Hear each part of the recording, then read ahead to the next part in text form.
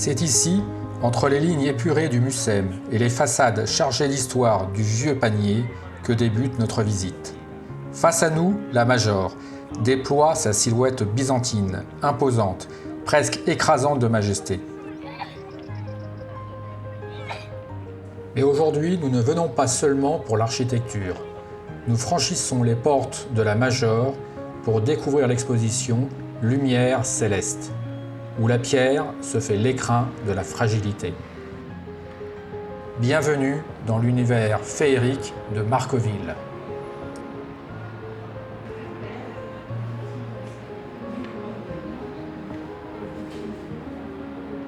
L'immersion commence dans la nef, où le regard est immédiatement happé par une nature qui semble avoir repris ses droits. Nous déambulons au milieu d'un jardin de verre d'une complexité inouïe. Marcoville a recréé une forêt symbolique, au tronc robuste, d'où jaillissent des feuilles en verre translucide. Chaque feuille est une lame de lumière. Au détour d'une branche, on aperçoit des fruits de verre, semblables à des joyaux mûris dans l'ombre des piliers. Ce jardin immobile ne fane jamais. Il capture chaque particule de lumière, filtrant des vitraux, pour la restituer en éclats d'émeraude et de cristal.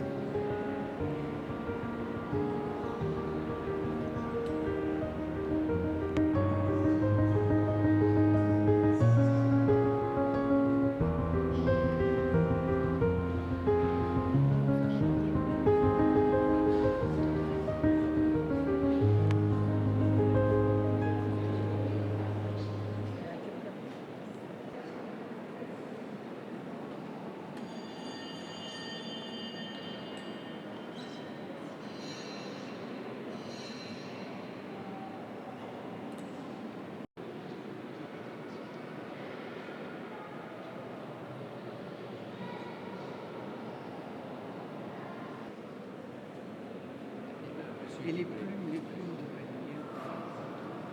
Allez-y, madame, n'hésitez pas.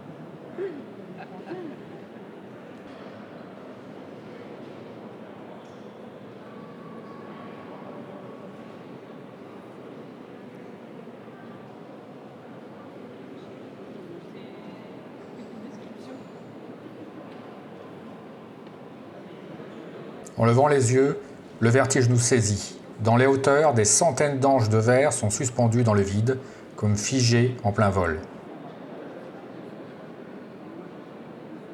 Héritage direct du passé de décorateur de Marcoville, cette mise en apesanteur joue avec la verticalité vertigineuse de la nef. Leurs ailes de verre vibrent au moindre souffle d'air, créant une chorégraphie silencieuse et céleste qui semble veiller sur les visiteurs.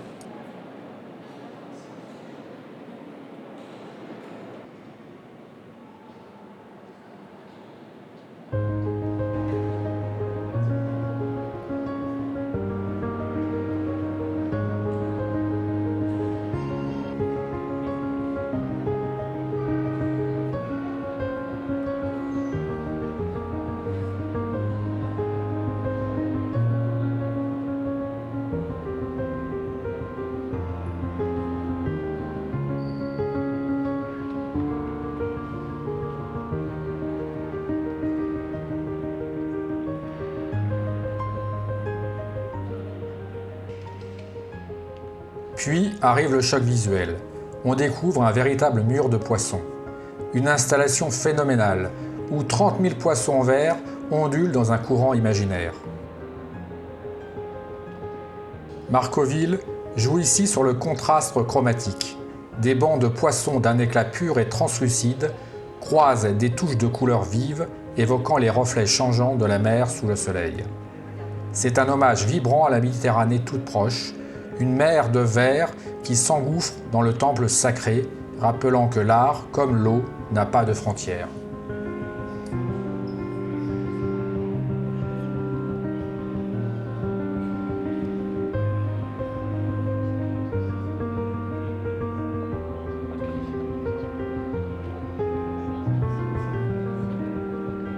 On appelle la pêche miraculeuse. C'est elle qui tire.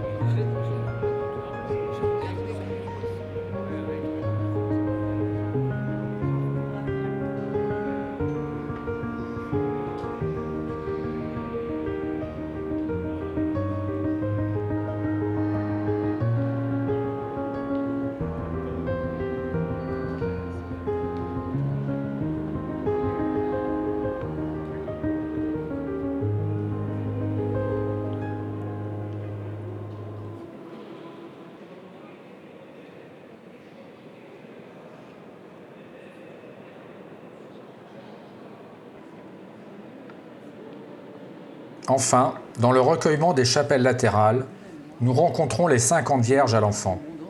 Chaque sculpture, unique et rayonnante, témoigne d'une patience infinie. Le verre empilé et faceté donne au visage de la Vierge une douceur inattendue.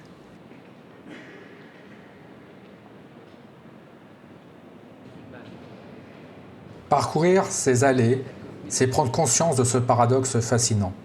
L'incroyable logistique déployée par Marcauville pour n'offrir au final qu'une sensation de pure légèreté. Marcauville a réussi son pari. Ici, la démesure de la pierre s'efface totalement pour laisser place à la poésie de la lumière éternelle.